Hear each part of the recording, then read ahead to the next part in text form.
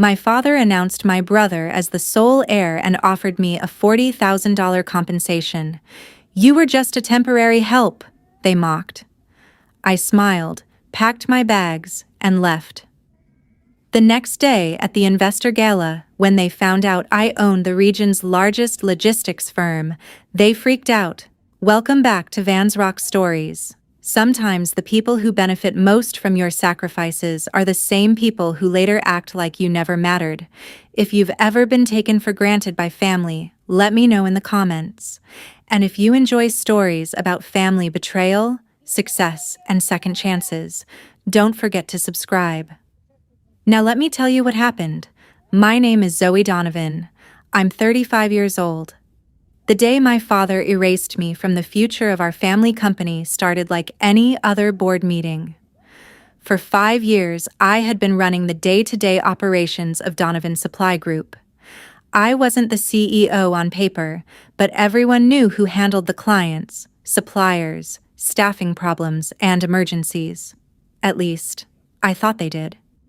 When I walked into the conference room that morning, something felt off. A few board members avoided eye contact. Others gave me polite smiles that looked forced. My father sat at the head of the table. Beside him was my younger brother, Ethan. He looked unusually confident. The meeting started normally enough. Revenue reports, expansion plans, investor updates. Then my father cleared his throat.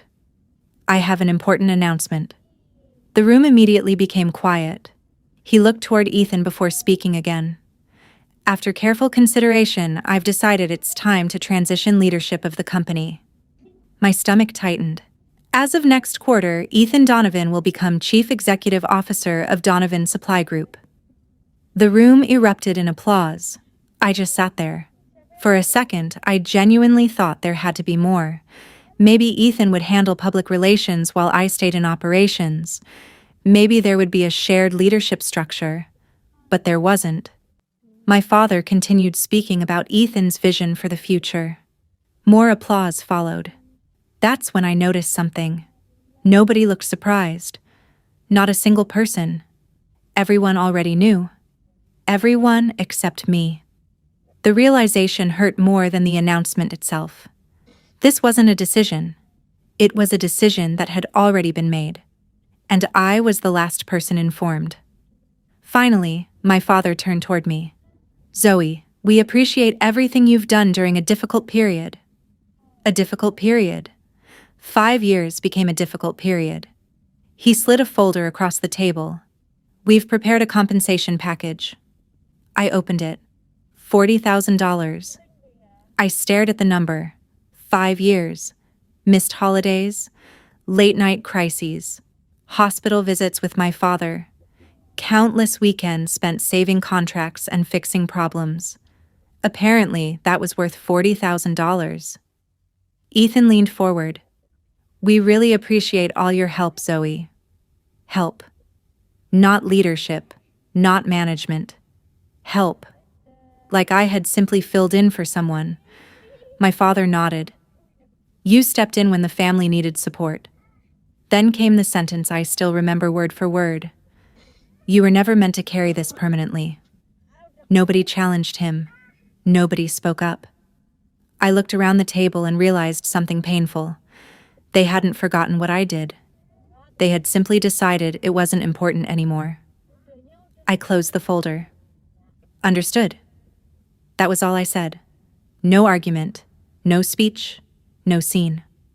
For the first time all morning, Ethan looked uncomfortable. Maybe he expected me to fight. Instead, I stood up.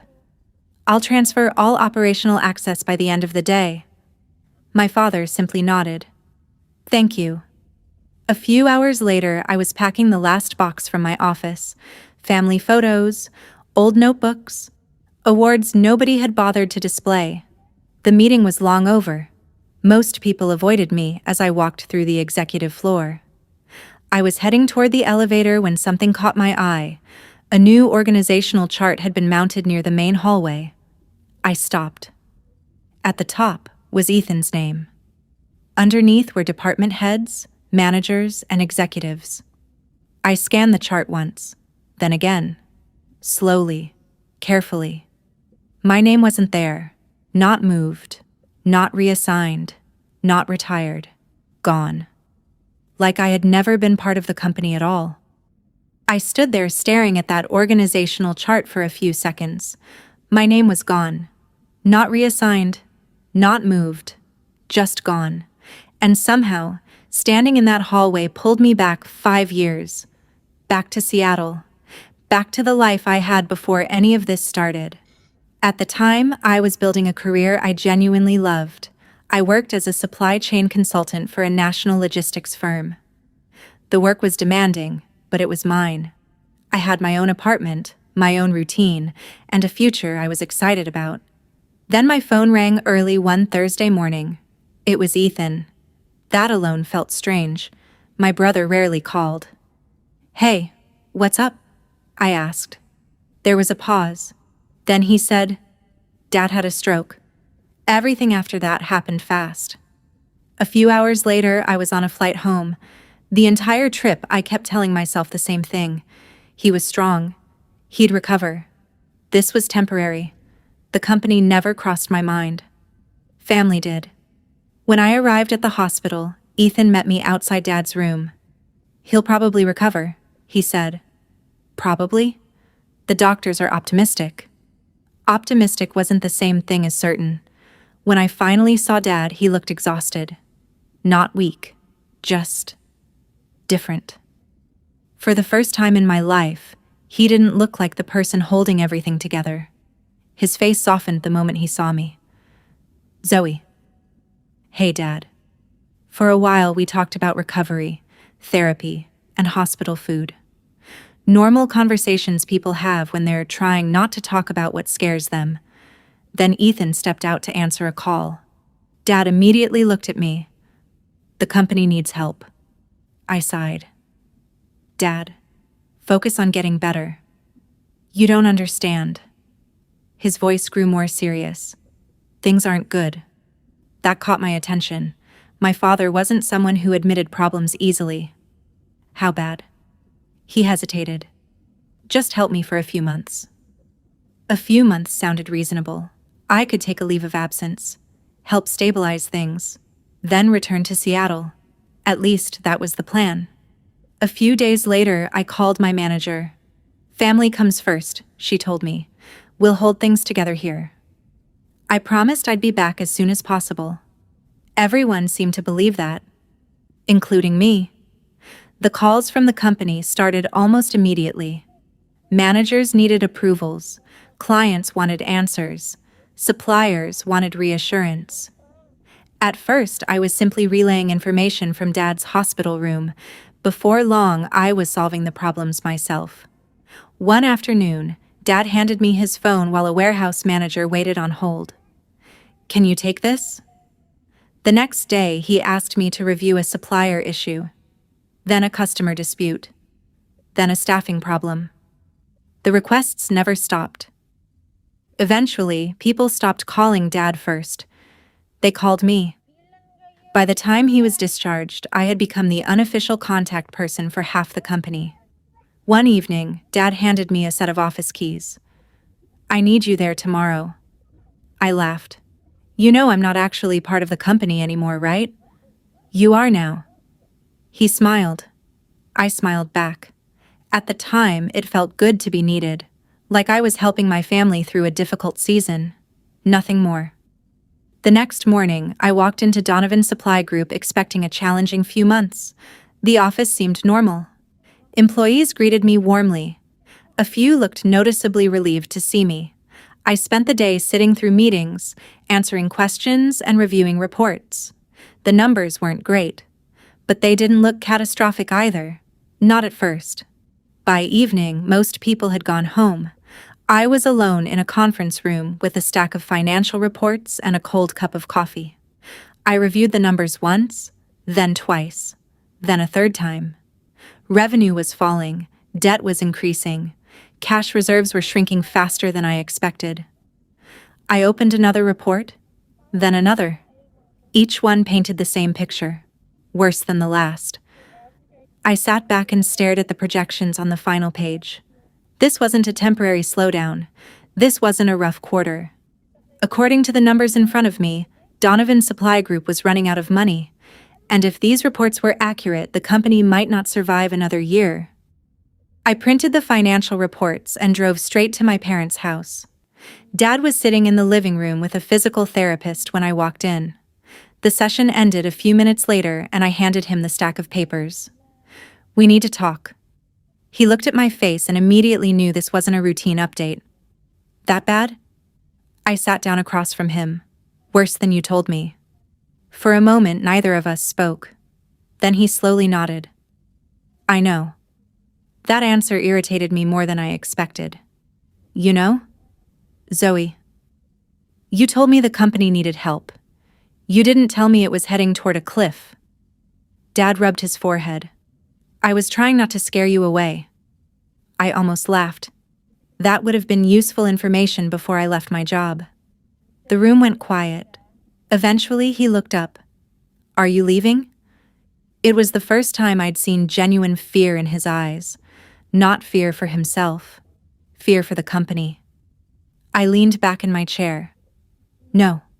His shoulders relaxed immediately, and just like that, I became responsible for a business I never planned to run.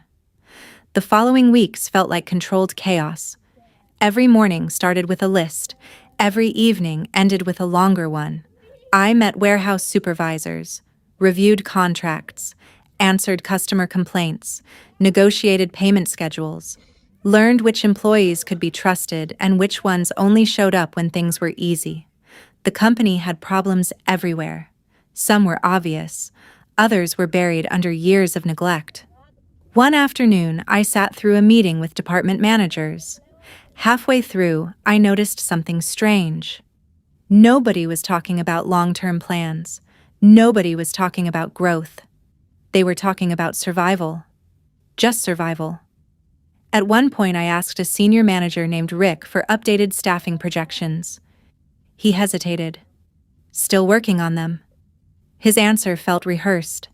Later that day, one of the HR employees quietly knocked on my office door. "Can I tell you something?" "Sure." She closed the door before speaking. "Some of the senior managers are interviewing elsewhere." I stared at her. "How many?" She gave me several names. Rick was one of them. So were two department heads. People who publicly claimed they were committed to helping the company recover. The reality was different. They were preparing exit plans. I couldn't entirely blame them. The numbers weren't exactly inspiring confidence. Still, it changed how I viewed the situation. The people at the top were already looking for lifeboats. The people staying behind were mostly frontline employees, warehouse workers, dispatch coordinators, customer service staff, people who didn't have easy exits. Oddly enough, those were the employees who started helping me the most. A dispatcher named Carla stayed late several evenings helping me untangle scheduling issues. One warehouse supervisor spent his Saturday walking me through inventory problems. Nobody asked for extra pay. They just wanted the company to survive. A few months into the job, things started improving. Not dramatically, but enough to notice.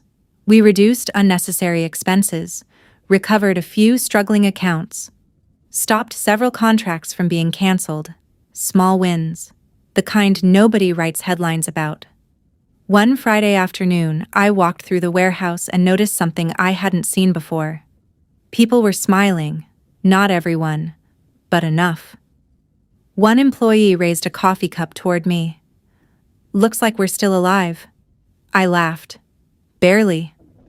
Still counts." For the first time in months, I felt something close to optimism. Maybe we could actually turn this around. Maybe this wasn't impossible. Then my phone rang. The caller ID showed the name of one of our largest suppliers, a company responsible for nearly a third of our distribution network. I answered immediately. "Hi, Mark." His tone was polite, which somehow made me more nervous. "Zoe, we need to discuss your account." I closed my office door. "Okay. We've reviewed your payment history." "Not a good start." He continued. The board has decided we can't continue under the current terms. I felt my stomach tighten. What are you saying? There was a pause. Then he said it. If we don't receive substantial payment guarantees within 30 days, we'll be terminating our partnership. I didn't respond right away, because I already knew what that meant. Without them, trucks would stop moving, deliveries would fail, customers would leave, and everything we'd spent months trying to stabilize could collapse all over again. 30 days? I finally asked. That's the deadline. The call ended a few moments later. I sat alone in my office staring at the dark computer screen. 30 days. That was the first thing I said when I walked into Dad's office after the supplier call. He looked up. Enough for what? Enough to fix this. I explained the ultimatum, the missed payments, the deadline, the possibility of losing one of our biggest suppliers. Dad listened quietly. When I finished, he asked one question. What do you recommend? That became a pattern.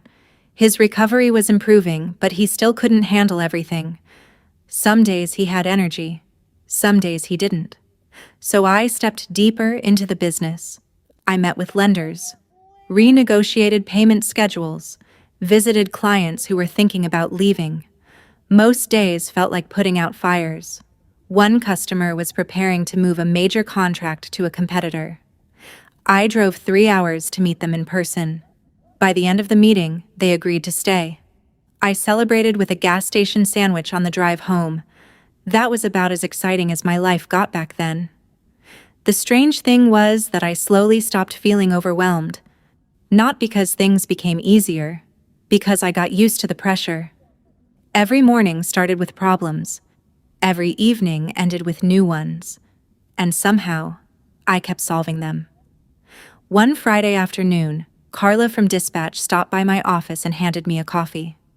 You look exhausted. That's becoming my brand. She laughed.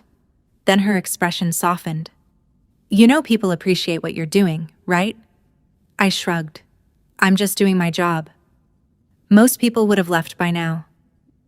After she left, I found myself thinking about that comment longer than I expected. Because she wasn't wrong. Several managers had already left. Others were still looking. The employees who stayed were the ones carrying the company forward with me, and little by little things started improving. The supplier agreed to revised payment terms. A few customers renewed contracts. Revenue stabilized. For the first time in months, the numbers weren't getting worse. Then one quarterly report actually showed growth. Not huge growth, but real growth. I stared at the report for almost a minute before taking it to Dad. He looked over the numbers and smiled. You did this. We all did. He shook his head. No, Zoe, you did. Hearing that felt good. Maybe a little too good. Because I'd been running on caffeine, stress, and stubbornness for so long that I'd almost forgotten what recognition sounded like. A few weeks later, Dad attended his first major client meeting since the stroke. The client congratulated him on the company's recovery. Dad smiled and motioned toward me. This is my daughter Zoe. We shook hands. Then Dad added, She's been helping out while I recover. Helping out. I smiled and let it go. At first, it didn't seem important.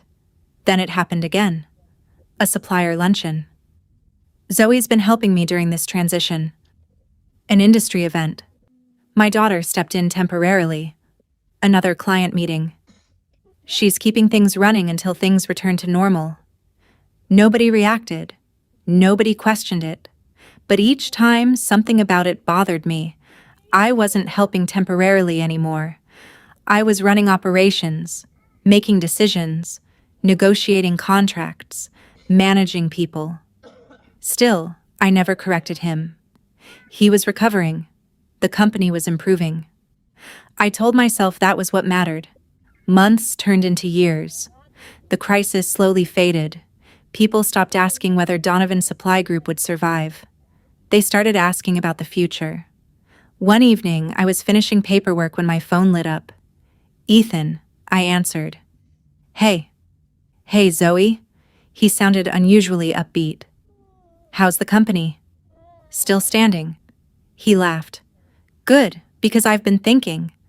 That's always dangerous. Maybe. There was a brief pause. Then he said, I think it's time I started coming home more often. I leaned back in my chair. Really? Yeah. I want to get more involved in the family business. For a second, I didn't know how to respond. Then he added casually, someone has to start thinking about where the company's headed next. The call ended a few minutes later.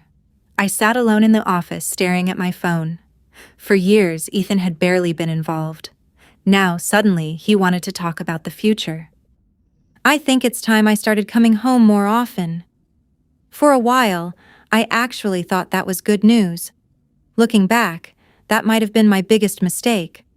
I was exhausted. The company was finally stable, but keeping it that way required constant attention. Every contract renewal, staffing issue, supplier negotiation, and customer complaint still found its way to my desk. So when Ethan started joining virtual meetings, I felt relieved. Maybe I'd finally have some help. At first, his involvement seemed harmless. He'd call into leadership meetings from overseas, ask questions, offer ideas. Most of them weren't bad. In fact, some were genuinely useful. One afternoon, after a strategy session, I called him.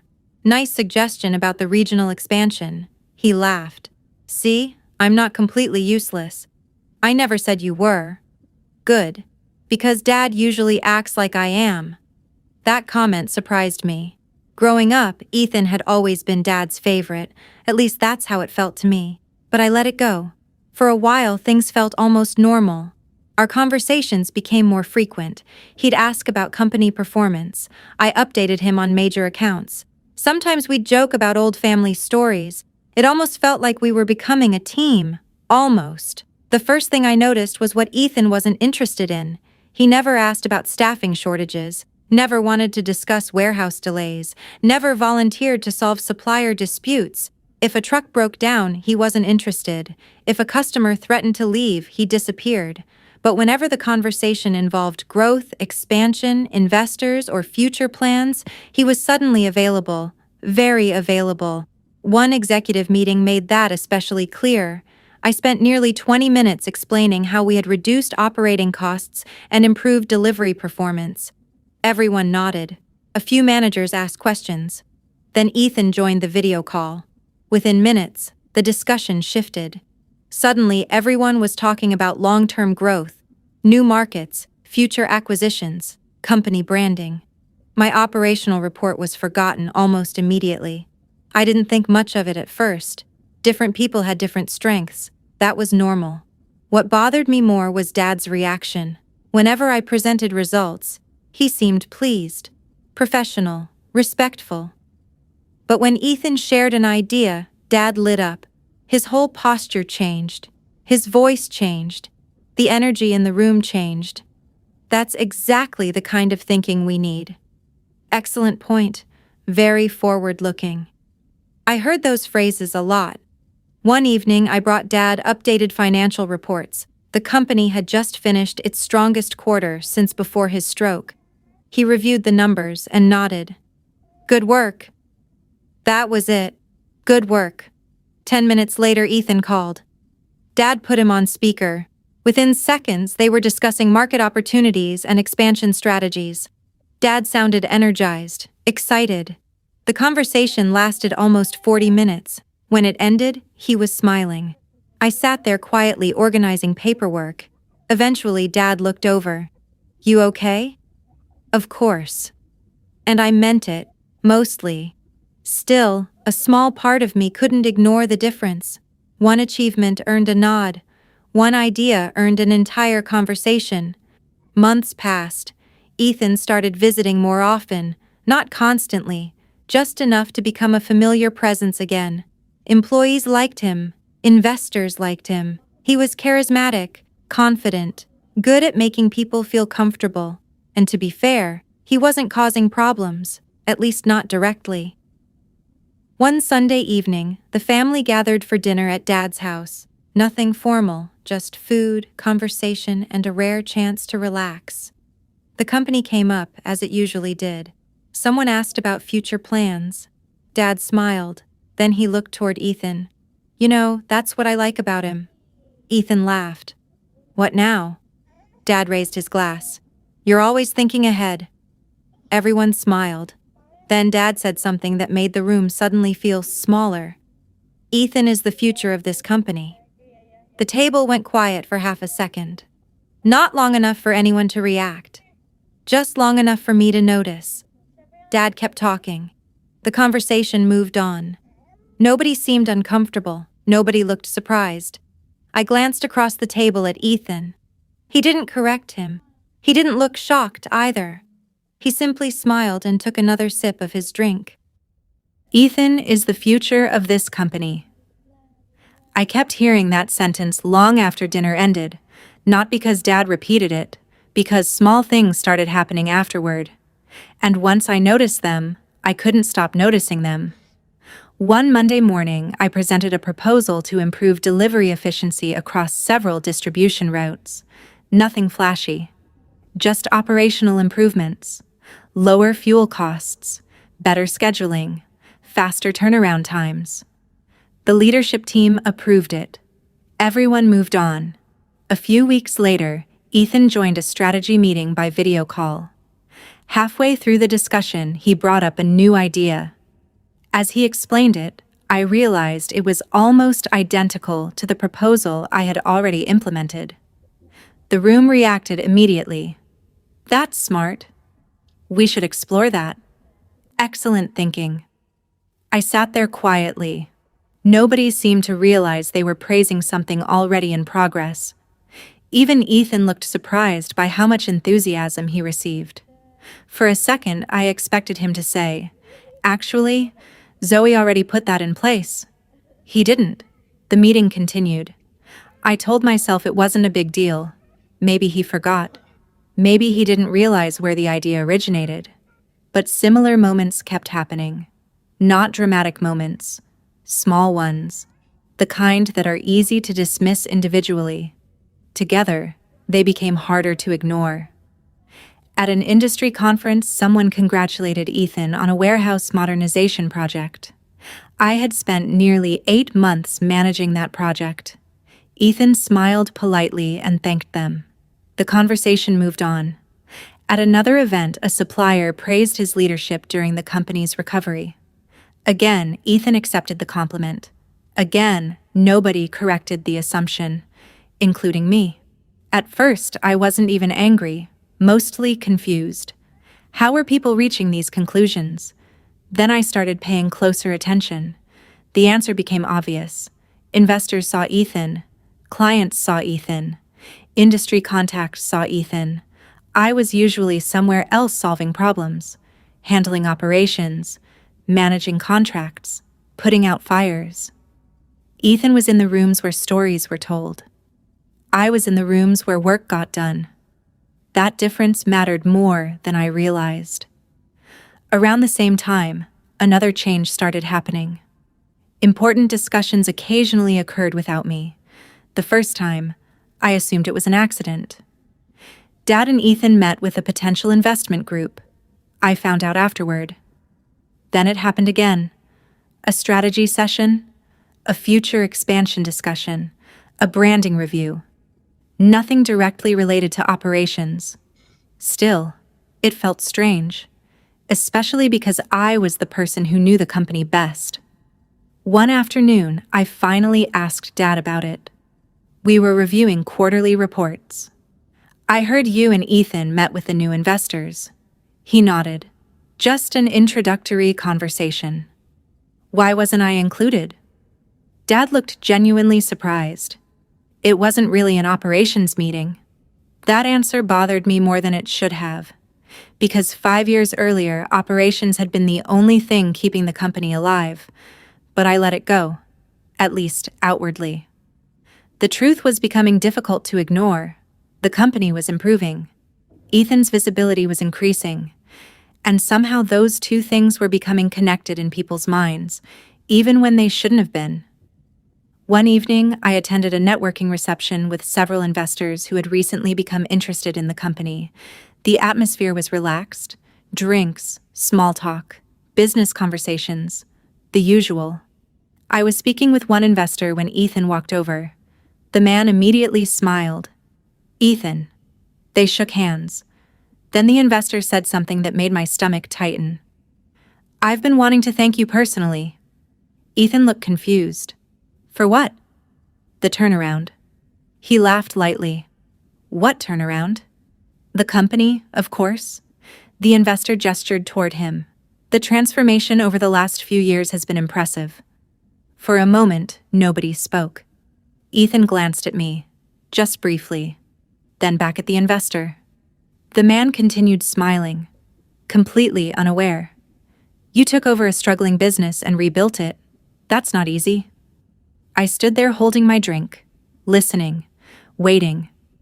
Because for the first time, Ethan couldn't possibly misunderstand what was happening. The investor was talking about my work, my years, my sacrifices, and Ethan had just been handed credit for all of it. "The turnaround." The investor's words hung in the air. I waited for Ethan to correct him. Just one sentence, just one acknowledgement. Something simple. Instead, Ethan smiled politely. "Well, it's definitely been a team effort." The investor laughed. "Still, somebody has to lead the team." The conversation continued. I don't remember much of what was said after that. I just remember standing there, realizing something uncomfortable. People weren't accidentally misunderstanding anymore. They were building an entire narrative. And somehow, I wasn't part of it. That thought followed me home. Not in an angry way, more like a question I couldn't stop asking. What exactly was I working toward? For years, the answer had been easy. Save the company. Help Dad recover. Keep everyone employed. But those goals had mostly been accomplished. The company was stable. Dad was healthy enough to work again. And yet, I still woke up every morning acting like nothing had changed. A few weeks later, I received an email from someone I hadn't spoken to in years. Megan, an old professional contact from Seattle. The subject line simply said, "Random question." I almost ignored it. Instead, I opened it during lunch. The message was short. A regional distributor was struggling with operational inefficiencies. Someone had recommended my name. Would I be interested in a short consulting project? Nothing major. A few meetings. A review of their processes. Maybe a couple of recommendations. I stared at the email longer than necessary. Then I laughed. For the first time in years, somebody was reaching out because of my reputation. Not because I was Dad's daughter. Not because of Donovan's supply group. Just me. That felt surprisingly good. I accepted the project. At first, I didn't tell anyone. Not because it was secretive. It simply didn't seem important. The work took place mostly during evenings and weekends. A few video calls, a few reports. Nothing that interfered with my responsibilities at the company. The client implemented several recommendations within weeks. Shortly afterward, they asked for additional support. Then they referred me to someone else. That surprised me. Apparently, people still remembered the consultant I used to be before I came home. One referral became two became three. The projects remained relatively small, but something had changed.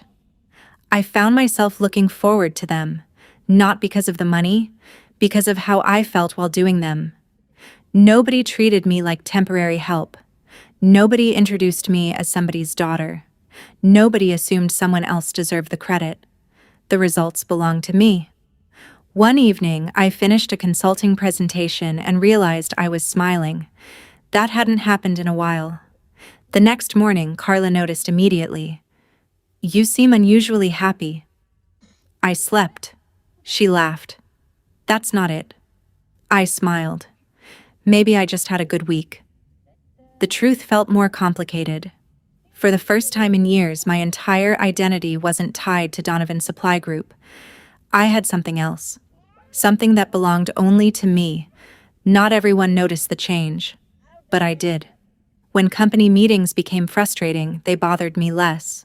When Ethan received attention, I still noticed it, but I didn't carry it home anymore. Gradually, the company stopped feeling like my entire future. It became part of my future, a surprisingly important difference. Then, one Thursday afternoon, I received another call from Megan. "You busy?" "Always." "Good." That usually meant she had bad news or interesting news. "What's going on?" "The client I mentioned a few months ago has been talking." "That's generally a good sign." "It is." I heard papers shifting on her desk. Then she said something that made me sit up straighter. "A regional education and hospitality network wants to speak with you." I frowned. "About what?" "They need a full logistics restructuring." That sounded much bigger than my usual projects. "How big are we talking?" There was a brief pause. Then Megan laughed. "Big enough that I thought you were going to say no." I slowly closed my laptop. For the first time in a long time, I felt the same excitement I used to feel back in Seattle. The feeling got even stronger when she added one final sentence. "They specifically requested you by name." I accepted the project. At first, I expected it to be challenging. What I didn't expect was how much I would enjoy it. The education and hospitality network operated across multiple states. Their logistics system was messy, expensive, and full of inefficiencies. Exactly the kind of problem I loved solving. For months, I balanced both worlds. During the day, I managed operations at Donovan Supply Group. At night and on weekends, I worked with consulting clients. It was exhausting, but it was a different kind of exhaustion. For the first time in years, I was building something that belonged entirely to me. The project went well, then better than well. The client renewed the contract. A second division joined. Soon they were introducing me to other executives inside their network. Word started spreading, not publicly, not dramatically, just quietly through professional circles. The kind of reputation that grows because people talk to each other. One recommendation led to another. One contract became several. I eventually created a formal business structure for the consulting work. Nothing flashy, just a company, proper paperwork, and a separate bank account. Most people around me didn't even know it existed, including my family. At Donovan Supply Group, life continued as usual, or at least it looked that way from the outside. Ethan became increasingly visible. He attended investor meetings, industry conferences, leadership events, professional dinners. Whenever someone needed a representative for the company, Ethan seemed to be the obvious choice. Dad encouraged it. Nobody openly pushed me aside. That almost made it harder to recognize what was happening. It wasn't one decision. It was 100 small decisions, a gradual shift. One afternoon, I walked into a conference room and found Ethan rehearsing a presentation. Several slides displayed company growth metrics I had spent years helping create. He looked up and smiled. "What do you think?" The presentation was good, professional, confident. I pointed out a few details. He made notes. The interaction was perfectly normal. Still, something felt strange. The story being told was becoming increasingly simple. Ethan represented the future. Everyone else became background information, including me. The feeling lingered for weeks. Then a large envelope arrived at my office. I almost ignored it. Legal documents showed up all the time. Vendor agreements, contract revisions, routine paperwork. This looked different. The sender was the company's outside legal firm. I opened it. The first few pages seemed harmless. Then I kept reading. My stomach tightened. The document outlined a proposed separation agreement, compensation terms, transition language, future restrictions. I flipped back to the first page. Certain words immediately stood out. Termination, transition, non-compete, restrictions, 3 years. I reread everything. Twice. The numbers weren't what bothered me. The message did. Nobody had discussed this with me. Nobody had warned me. Nobody had even mentioned the possibility. Yet somehow, a complete legal package already existed. The following morning, I walked into Dad's office carrying the folder. He barely glanced at it. Oh. Just oh. I stared at him. What is this? It's preliminary. Preliminary for what? Dad leaned back in his chair. We've been discussing long-term succession planning. Not once had I been included in those discussions. I looked toward Ethan. He was sitting across the room, reviewing notes, avoiding eye contact. That bothered me more than Dad's answer, because suddenly I wasn't sure who already knew about this. The conversation ended without any real explanation. I left with more questions than answers. By lunchtime, I had emailed the documents to a business attorney I'd worked with years earlier. Her name was Rebecca. We scheduled a review call. I expected a routine conversation, maybe a few concerns, a few revisions. Nothing major. The call lasted less than 20 minutes. Then Rebecca became unusually quiet. I could hear pages turning on her end. More silence. Finally, she spoke. Zoe. Her tone had completely changed. What? I don't want to discuss this over the phone. That immediately got my attention. Why not? Another pause. Because I've finished reading the entire package. I sat up straighter. And? Rebecca exhaled slowly. I need you in my office as soon as possible. The way she said it made my pulse jump. Not nervous, not uncertain. Certain, very certain. And suddenly I knew this wasn't routine paperwork anymore. I need you in my office as soon as possible. Rebecca's voice stayed in my head the entire drive. When I arrived, the separation agreement was already spread across her conference table, covered in notes and highlighted sections. I sat down. That doesn't look encouraging. Actually, she said, part of it is.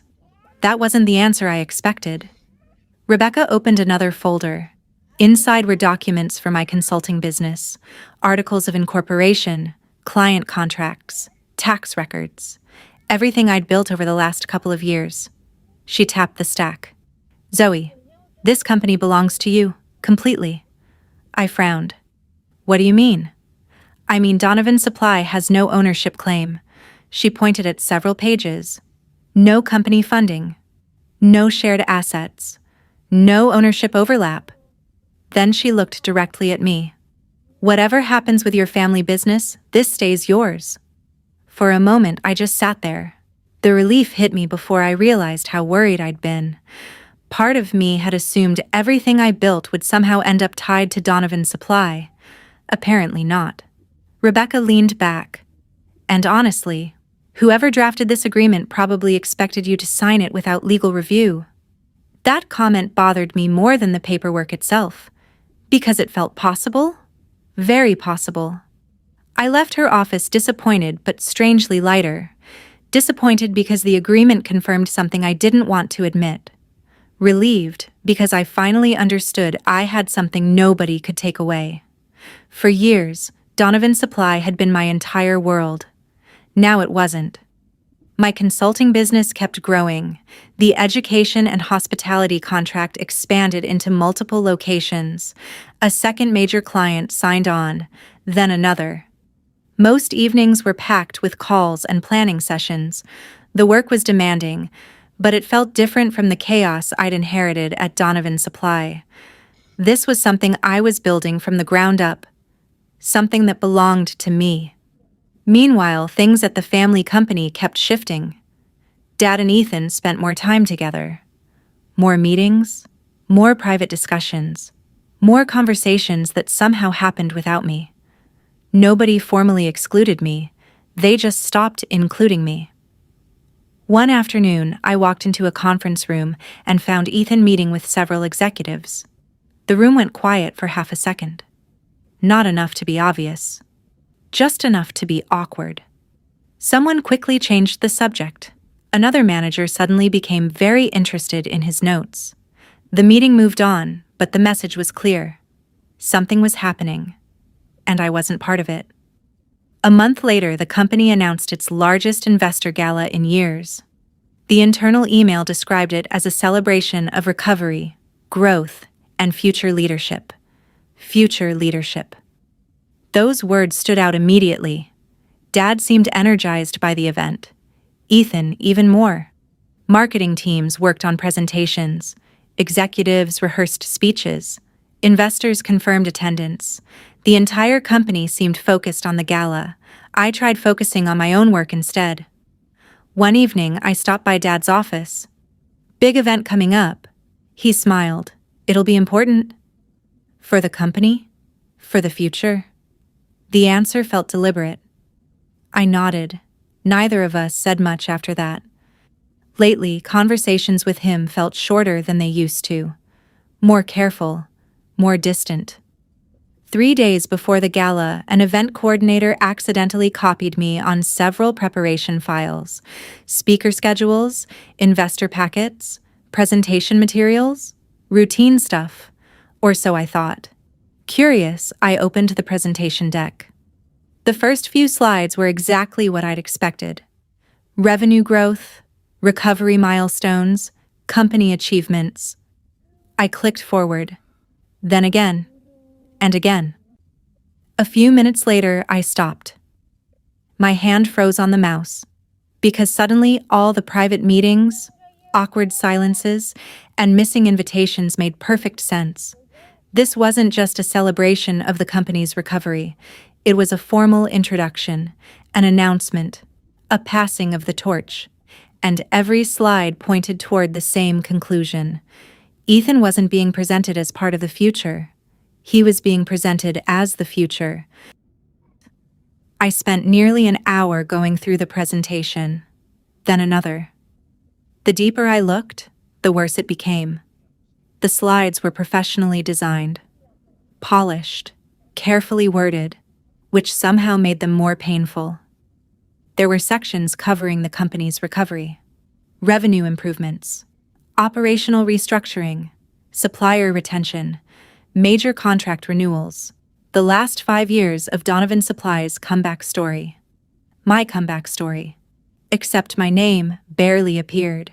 Dad was credited with guiding the company through difficult times. Ethan was credited with providing strategic vision for the future.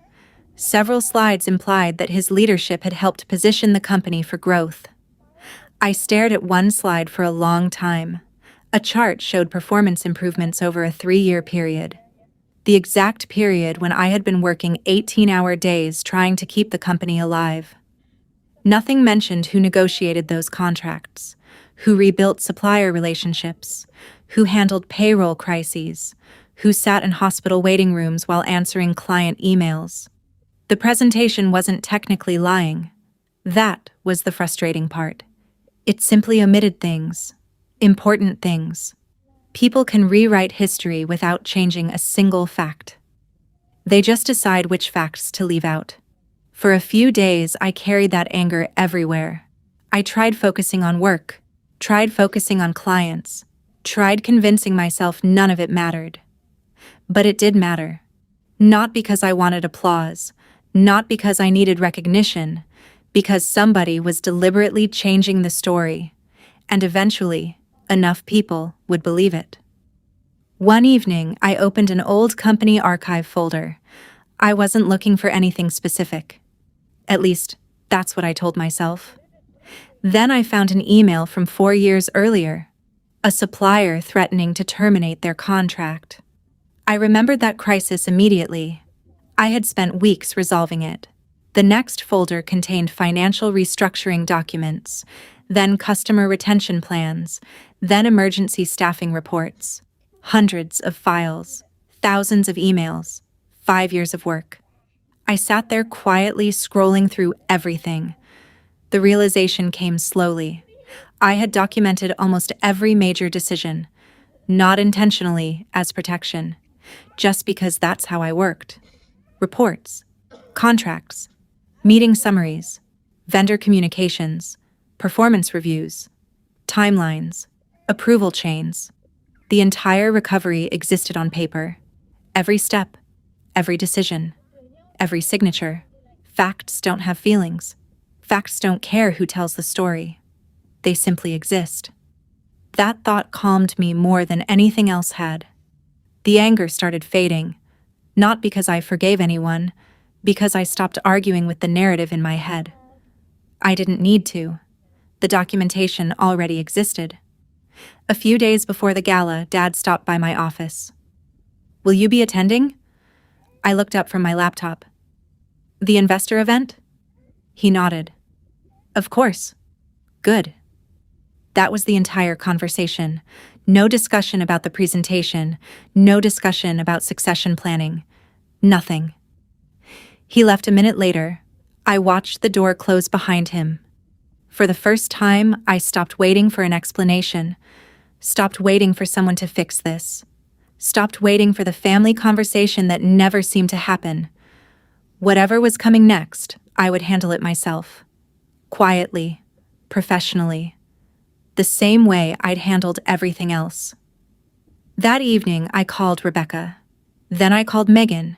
Then I spent several hours organizing documents.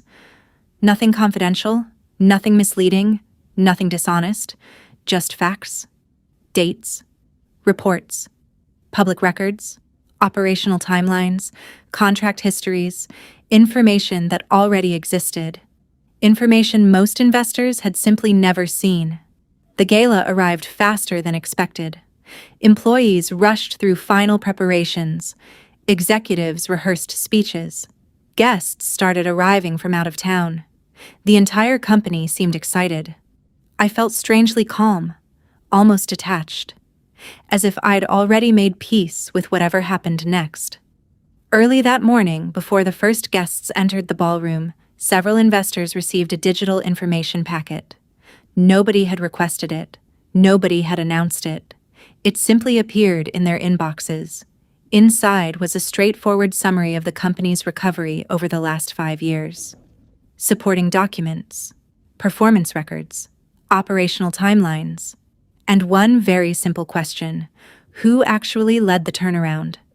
By the time the gala officially began, people had already started opening the files. The first question came less than 10 minutes into Ethan's presentation. "Could you clarify who led the operational restructuring between years 2 and 4? Ethan smiled. "The recovery was a collaborative effort." The investor nodded, then asked another question. This one was more specific. A supplier crisis, a contract renewal, a distribution overhaul, projects Ethan had never actually managed. The room slowly changed. People stopped focusing on the slides and started focusing on the answers, or the missing answers. Several investors had clearly reviewed the information packet they received earlier that morning. One board member was already flipping through printed documents. Another was taking notes. By the time Ethan finished speaking, nobody seemed interested in celebrating the company's future anymore. They wanted to understand its past. One director finally looked at my father. "I think the board should conduct a full review before approving any succession plans." Nobody argued, not even Ethan. The gala ended with conversations instead of applause. I left before anyone could stop me. For years, I thought I wanted a moment like that. Turns out it didn't feel like victory. It felt like exhaustion. 3 days later, the board announced an internal audit. Ethan's new authority was temporarily suspended while the review took place. Dad called several times. I didn't answer. Then he sent a text. "Can we talk?" For once, I wasn't rushing to solve a family problem. The audit lasted months. In the meantime, I focused on my own company. The consulting business I had built quietly on evenings and weekends kept growing. Then it grew faster. New clients arrived. Larger contracts followed. Soon I was spending more time building my future than defending my past. Around that time, I found one of my mother's old journals while sorting through storage boxes. Most of it was ordinary. Family memories, random notes, shopping lists. Then I found a sentence she had underlined. Don't spend so much time proving your value that you forget you already have it. I read it several times, because that was exactly what I had been doing. Not just for 5 years, for most of my life. Waiting for recognition, waiting for approval, waiting for someone else to decide my worth. The audit results eventually confirmed what many people already suspected. The records clearly showed who had managed the turnaround, who negotiated contracts, who handled operations, who kept the company alive during its worst years. Nothing dramatic, just facts. Dad asked to meet after the results were released. We sat across from each other in a quiet restaurant. He looked tired. Not angry, not defensive, just tired. "I handled this badly," he said. I didn't answer right away. He stared at the table for a moment. I kept thinking I'd make it right later. Later took a long time. A small smile crossed his face. Yeah, it did. For the first time, he wasn't trying to justify anything. That mattered. A few weeks later, Ethan joined another conversation. It wasn't some emotional movie scene. There were awkward silences, defensive comments, things we still disagreed on. But nobody pretended anymore. And honestly, that was probably the most honest our family had been in years. The relationship wasn't magically repaired. It just became more real. Life moved on. My company continued growing. National clients started signing contracts. We hired more employees, expanded into new markets, built something that belonged entirely to us. Several months later, I was standing in my new office between meetings when my phone buzzed. It was a message from Dad. For a second, I expected it to be about the company, or the audit, or Ethan. Instead, it said, "I should have said thank you a long time ago." That was it. One sentence. 5 years late. Maybe longer. I looked at the message and smiled. Not because it fixed everything. It didn't. Not because the hurt disappeared. It hadn't. I smiled because, for the first time, I realized I didn't need those words anymore. They were nice to hear. They mattered. But my life was no longer waiting for them. I locked my phone, walked into my next meeting, and closed the door behind me. Work was already starting. And for once, so was the rest of my life. Sometimes the hardest thing isn't surviving being overlooked. It's learning that your value doesn't depend on whether other people recognize it. If this story connected with you, share your thoughts in the comments and let us know what you would have done in Zoe's position. And if you enjoy stories like this, don't forget to subscribe to Vans Rock Stories. Thanks for listening, and I'll see you in the next one.